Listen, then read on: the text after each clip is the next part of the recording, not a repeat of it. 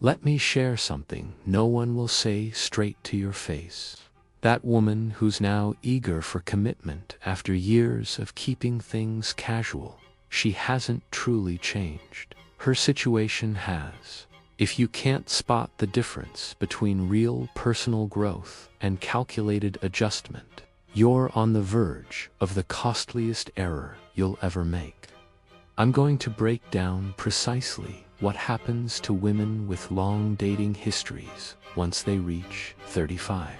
Why this abrupt pivot toward marriage and kids isn't quite what it seems, and how to shield yourself from ending up as someone's safety net masquerading as their top pick. This isn't judgment, it's pattern recognition. It's about grasping female psychology and biology so you can choose wisely instead of emotionally. Right now, there's a surge of women in their late 30s declaring they've finally realized what they want: a solid guy to build a life with. The real question is whether you're being selected or simply settled for. Here's what shifts for women after 35 that completely reshapes their dating strategy. Fertility doesn't merely dip, it plummets, starting at 35. Egg quality and quantity drop sharply. By 38, natural conception odds fall significantly, year by year. By 40, that window is slamming shut, and she feels it deeply. This isn't speculation. It's basic reproductive science that every woman knows in theory, but often pushes aside until denial is no longer possible. That pressure you're picking up from her about labeling the relationship, setting timelines, clarifying the future, may not stem from passion for you in particular. It's often biological alarm. She spent her 20s and early 30s convinced time was endless. Society encouraged career focus, adventures, self-discovery. It assured her motherhood could wait, that science had fixed fertility limits, that she could have everything whenever she wanted. Now, at 37 or 39, her doctor is delivering far harsher realities about conception, chances, and genetic risks. The fertility drop goes beyond numbers. Higher miscarriage odds, elevated chromosomal issues, more pregnancy complications, and costly invasive treatments if natural attempts fail. She's witnessing friends endure $20,000 IVF rounds with no promises. She's seeing peers battle unexpected infertility. So when she's rushing commitment, stressing no more wasted time, pressing for engagement deadlines, recognize the true driver. You're not only being invited as a partner, you're being enlisted to resolve a crisis she built over years of different priorities. The second big shift after 35 is the steep decline in her dating market value. The flood of attention and options she enjoyed in her 20s vanishes faster than expected. The men who chased her hard at 28 no longer do at 38. High-caliber men in their 30s and 40s, with resources and status, can choose from a broad age pool, and biology draws them toward younger women with stronger reproductive prospects. That's not harsh. It's evolutionary psychology grounded in biological fact. At 36 or 37, she notices an unsettling change. The caliber of suitors has dropped. The thrilling, accomplished, magnetic guys she casually dated in her 20s are now pairing with younger women. The men expressing serious interest today are often ones she dismissed outright 5 years earlier. Consider what this means in real terms. You're a solid guy, steady job, strong character, decent shape. You reached out when she was 31. She ignored you or went on one date. Now, at 38, she's responsive, eager, talking up how she finally appreciates stability and kindness. What shifted? Did you magically become more appealing? Or did her superior choices evaporate, rendering you viable by default? That's the question that will erode your marriage if left unanswered before you commit. Deep down, she knows she's compromising. And that awareness breeds resentment that taints everything, even subconsciously. Studies on attachment and bonding reveal troubling trends. Women with many short-term partners often develop chronic comparison habits. Their minds are wired to scan for better options, to wonder if something greener awaits. By 35, after years of this cycle, a persistent discontent sets in that no one can cure. Because the issue isn't the current partner. It's a mindset forged through serial dating. You'll notice it in subtle, corrosive ways. She finds it hard to experience intimacy as true connection. Past patterns taught her to maintain emotional walls, even in closeness. Her affection can feel scripted rather than heartfelt. She struggles to stay fully present as her thoughts drift to past ideals or imagined alternatives.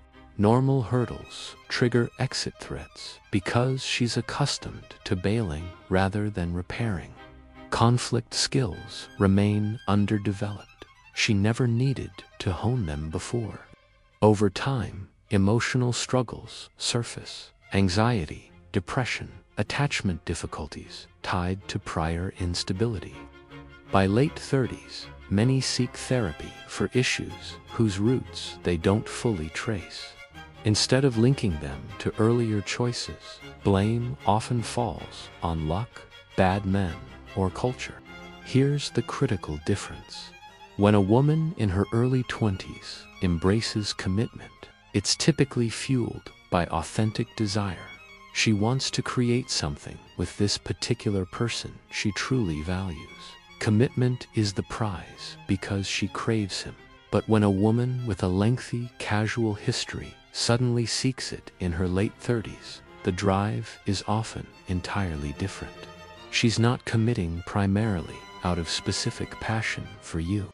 She's committing for security, stability, and the family framework before time runs out. It's practical urgency masked as romance. She requires a provider and co-parent for the life she now needs before biology blocks it.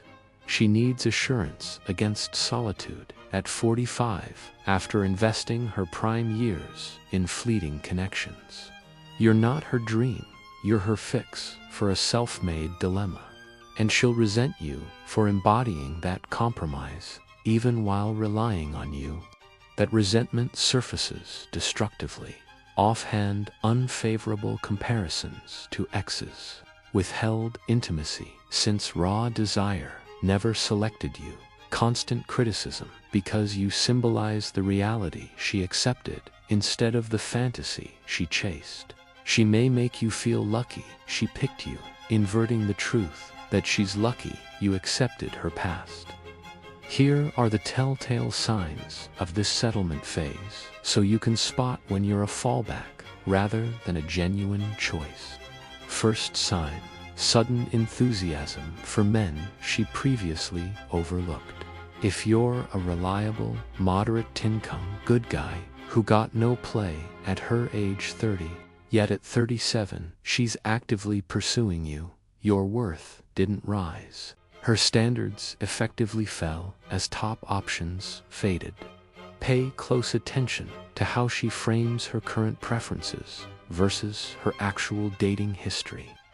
She'll claim, "I used to chase the wrong guys, but now I see the value in someone steady and kind." Translation, "I once demanded thrill and attraction, but now that those guys won't commit, so now I'm open to men I'm not truly excited about, as long as they offer stability and security." Second sign, intense rush toward commitment and deadlines. No patience, no slow building connection, no letting things develop naturally. From the start, she's pushing exclusivity, mentioning her biological clock, stressing that she won't waste time on anything casual. She's applying pressure because the clock is ticking against her. The more time you spend dating, the more the facade slips. She needs you locked in, legally and financially, before you see clearly. This shows up as concrete demands, exclusivity in weeks, family introductions in months, talks of cohabitation before you've faced real challenges, marriage and kids on the table before you've truly seen her character in varied situations. If you push for a normal pace, she responds with withdrawal, invented drama, or outright ultimatums. Third sign, putting on an exaggerated feminine persona that clashes with her past. Suddenly, she's into cooking, homemaking, being nurturing, embracing traditional roles. But check her 20s and early 30s. No trace of interest in any of that. It's an act tailored to lure a provider, not a real shift in values. Once the ring and security are secured, the act drops. Look for mismatches. She raves about cooking, yet her kitchen looks untouched. She claims to be supportive, but her track record shows fierce independence and aversion to teamwork. She dresses conservatively with you, but her old social media is full of attention-grabbing posts. She professes traditional values, yet her closest friends are all fiercely modern career women. These gaps expose performance, not genuineness. Fourth sign, fierce defensiveness about her history. She actively blocks questions or details about how she really lived before deciding to settle down. A woman with a clean slate doesn't behave like she's guarding secrets. She shuts down, redirects, gets upset over basic getting-to-know-you questions about exes. Answers stay vague. She labels your normal curiosity as insecurity or control. She flips reasonable due diligence into a flaw in your character. This signals she's concealing facts that could alter your choice to commit. Fifth sign, you're receiving a markedly downgraded version compared to what earlier men got. They enjoyed her prime years, peak attractiveness, real passion, genuine excitement, easygoing nature. You get her at 37, fading looks, heavy baggage, possible intimacy issues, entitlement, inflexible demands, and a long list of things she no longer do that she eagerly did for past partners. She gave her best to guys who wouldn't commit. You get the remnants while being asked to deliver far greater commitment, resources, and patience. They had eager access with little effort. You get obligated affection sparingly after marriage, while funding the lifestyle, stability, and legal ties. This isn't fair exchange. It's a lopsided deal masked as equality. Society spent decades pushing one story to women. Use your 20s and 30s for career, travel, fun, self-growth. Family can wait because modern women can supposedly have it all, anytime. That was a calculated falsehood advanced by ideologies and interests that profit from delayed families and women in the workforce. Biology doesn't lie. Female fertility, peak attractiveness, and bonding ability crest in the early 20s and drop sharply by mid-30s. A woman who burns her prime on fleeting relationships doesn't just lose years. She impairs her capacity to deeply bond later. Yet culture suppressed these truths and vilified anyone who spoke them. So a whole generation bought the narrative, squandered their best window, and now faces panic as biology collides with illusion. That panic fuels the sudden "I'm ready now" wave. These women aren't truly ready. They're scared. Fear drives reckless choices, and fearful partners become poor spouses. So how do you separate real evolution from panicked repositioning? First, trace when and why her desires changed. Did marriage and family become priorities in her early 30s, while options were plentiful? Or did it magically align after 35 as choices dwindled? If the timing matches market decline over personal insight, it's tactics, not growth. Second, assess accountability. Does she own her past decisions and outcomes fully, or deflect to bad men, society, misfortune? True change demands unfiltered ownership, no excuses. Acting requires victim stories and blame shifting. Third, verify consistency. Do her newfound traditional traits hold up when she thinks you're not watching? Does she keep friends who reject those values? Does old social media still chase validation? Are male friends still orbiting? If so, her display for you is temporary theater. Fourth, gauge her tolerance for natural pacing. If she's truly transformed internally, she'll accept a healthy timeline without stress. If desperation rules, she'll manufacture urgency because delay risks exposure and her act has limits. Fifth, note how she discusses exes versus how she treats you. Lingering fondness for past men paired with cooler, more critical treatment of you screams settlement. Genuine respect, admiration, and accountability toward past and present might signal something real, but evaluate ruthlessly. Most men self-deceive out of loneliness, sunk costs, or fear of missing out. The hard truth. Most women over 35 with long casual histories struggle to become devoted wives. Despite protestations, pair bonding damage is substantial and often lasting. Chronic comparison persists. Subtle resentment, overcompromise, festers. The traditional act fades once security arrives. If you're a man in your 30s or 40s facing mostly this profile, you have clear paths. 1. Accept her story and bet on being the exception. High-risk gamble. 2. Target younger women without the same mileage, which demands you become high-value, attractive career, fitness, charisma, and handle age differences. 3. Skip long-term commitment altogether. Stay single, keep things casual, or seek partners from cultures that still discourage casual histories. Every route has costs, but pretending patterns don't exist and committing anyway while hoping love fixes everything is not an option. It does matter profoundly. Love doesn't override biology or psychology. Divorce and satisfaction data show past relationship count as a top predictor of future success. Culture labels this awareness misogyny or insecurity.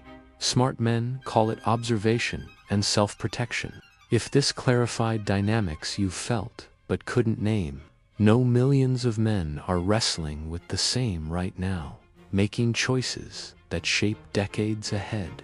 The aim isn't bitterness or total avoidance. It's empowered choice, rooted in facts over facades, demonstrated behavior over recent promises. You deserve someone who picks you wholeheartedly, desires you truly, commits because you're their genuine preference, not the leftover option after better ones vanished. Refuse to be anyone's consolation prize. Don't invest your future, finances, and heart in temporary theater fueled by fear instead of authentic growth. If you've met a woman over 35 in this I'm ready now mode, comment encountered if you dated one, or avoided if you spotted the signs and stepped back.